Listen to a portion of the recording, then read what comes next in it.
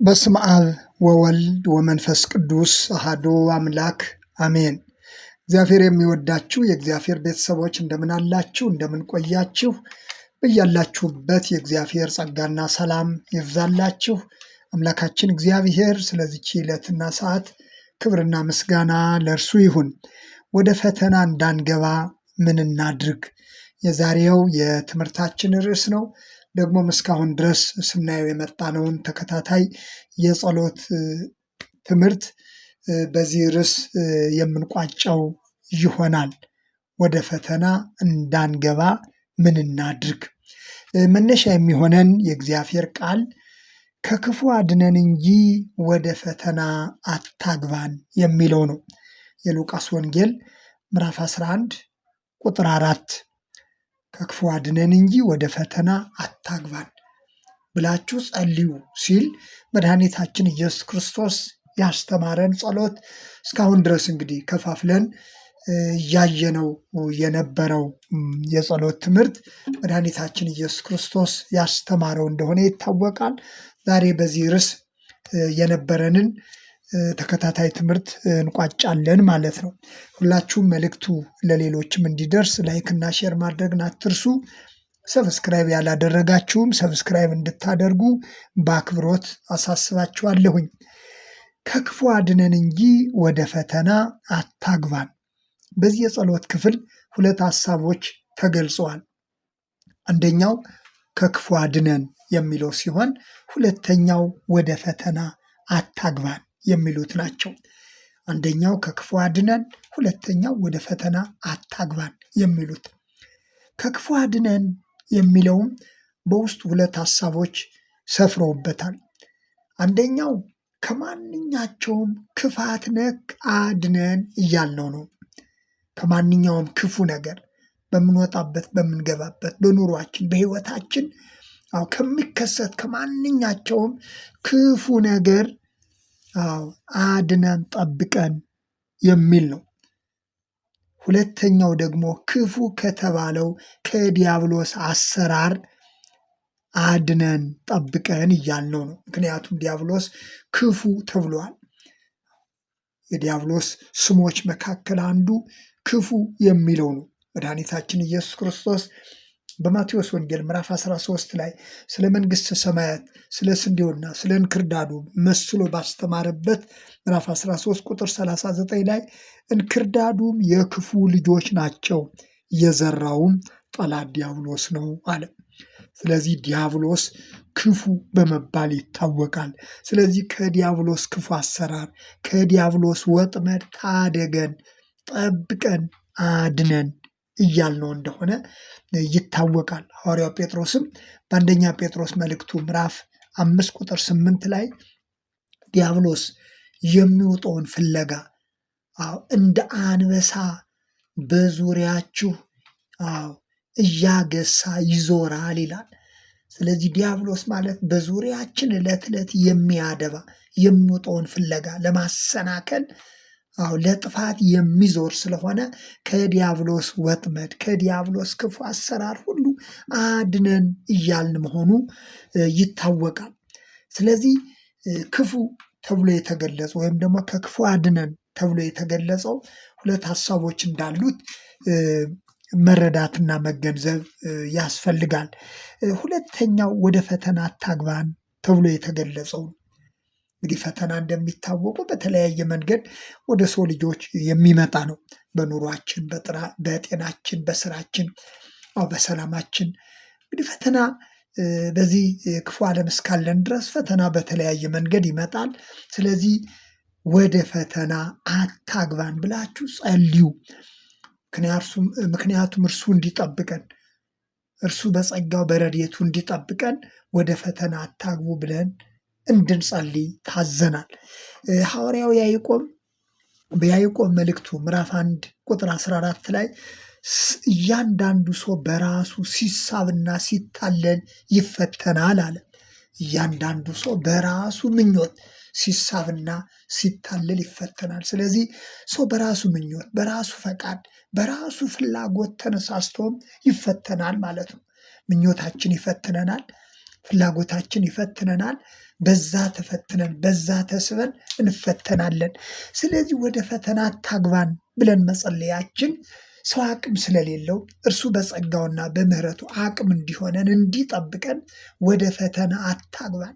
በራሳችን ፍላጎት እንኳ ቢሆን ምንም ሰው የራሱ ውሳኔ የራሱ ፍላጎት እንዳለው ቢታወቅም ፍላጎታችን የእኛ ተገቢነት የሌለው ውሳኔያችን ወደ ጥፋት እንዳይወስደን ወደ ፈተና እንዳይወስደን ወደ ፈተና አታግባን ብለን እንድንጸልይ ታዘናል።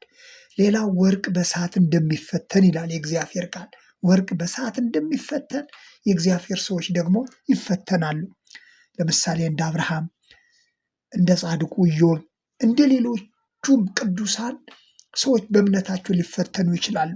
ከአምላካችን ከእግዚአብሔር ጋር ስላለን መንፈሳዊ ሕይወት ያለንበትን ሁኔታ ለማየት እግዚአብሔር ለበጎ ሊፈትን ይችላል። ሰይጣን ብቻ ነው በመጥፎ የሚፈትነው። ስለዚህ እነ አብርሃም ተፈትነዋል፣ እነ ኢዮብ ተፈትነዋል። ነገር ግን ያ ፈተናቸው በእግዚአብሔር ፊት ትልቅ ሞገስ፣ ትልቅ ክብር፣ ትልቅ ዋጋ ያስገኘላቸው ዛሬም ለእኔና ለእናንተ ትምህርት ሆኖ የሚያገለግሉ ቅዱሳን ናቸው። ስለዚህ ፈተናዎችን ሁሉ በመጥፎ መውሰድ ሳይሆን ወርቅ በእሳት እንደሚፈተን መፈተን እንዳለም ልንረዳ ያስፈልጋል። ጌታችን ኢየሱስ ክርስቶስም ተፈትኗል። ለዚህ ነው እንግዲህ ዲያብሎስም ፈታኝ የሚል ስያሜ የተሰጠው ከዚህ የተነሳ ነው። በማቴዎስ ወንጌል ምዕራፍ 4 ቁጥር 4 ላይ እንደተገለጸው ዲያብሎስ ፈታኝ ተብሎ ተገልጿል። ስለዚህ በዲያብሎስም መፈተን ይኖራል። በዲያብሎስም መድኃኒታችን ኢየሱስ ክርስቶስን የፈተነው ዲያብሎስ ዛሬም በተለያየ መንገድ ሊፈትነን ይችላል። መድኃኒታችን ኢየሱስ ክርስቶስ ለእኛ ትምህርት ለእኛ ምሳሌ የሆነን ዘንድ ተፈትኗል።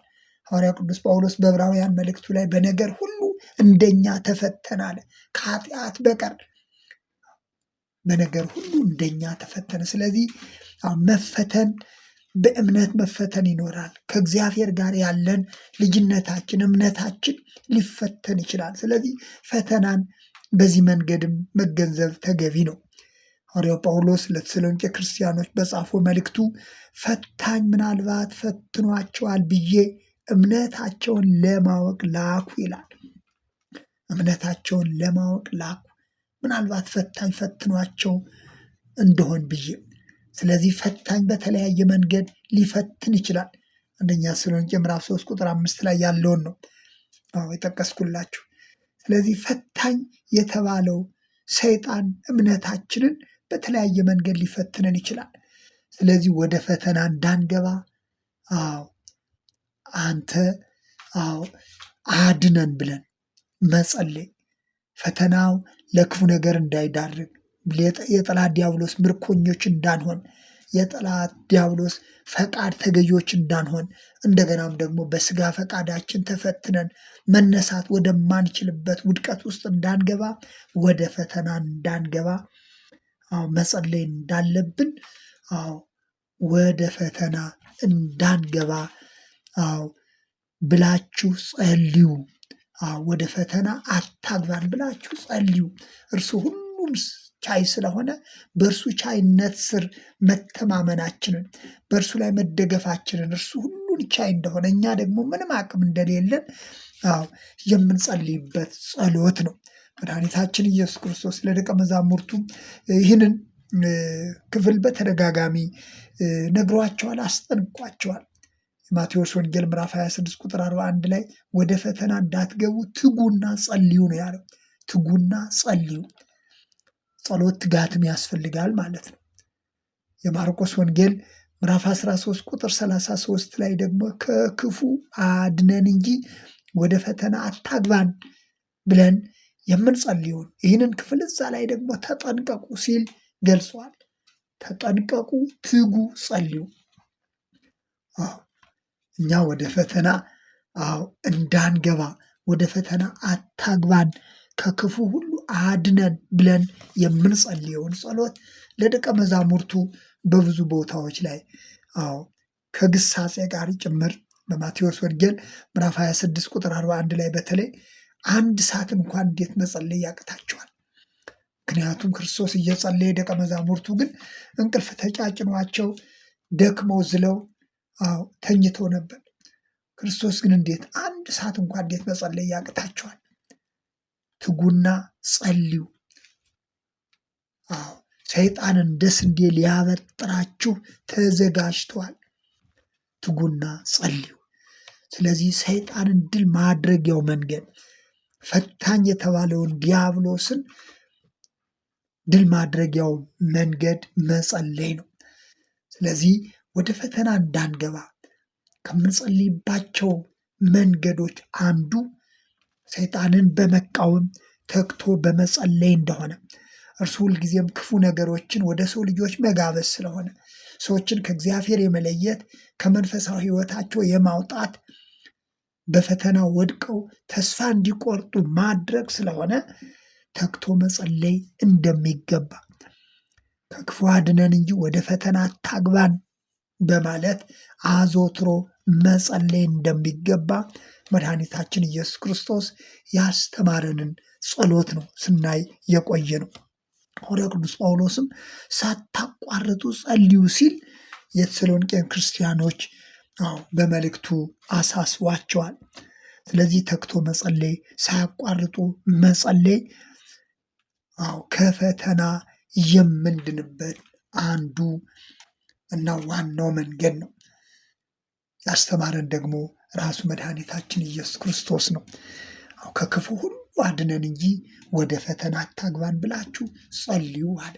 አምላካችን እግዚአብሔር አሁንም በተለያየ ክፉ ነገር የተያዙ በተለያየ በኑሯቸው፣ በሕይወታቸው፣ በጤናቸው፣ በሰላም እጦት በተለያየ ፈተና ውስጥ ያሉትን ሁሉ በምሕረት ዓይኖቹ እንዲመለከትልን ከተያዙበት ፈተና ሁሉ ነፃ እንዲያወጣን ቅዱስ ፈቃዱ ይሁንልን። ስለነበረን ጊዜ አምላካችን የእግዚአብሔር ስም የተመሰገነ ይሁን። በሌላ ርዕስ እስከምንገናኝ ድረስ በያላችሁበት ሰላም እግዚአብሔር ከእናንተ ጋር ይሁን። ስለ ድምፁ ጥራት ይቅርታ ጠይቃለሁኝ። በሰላም ቆዩ።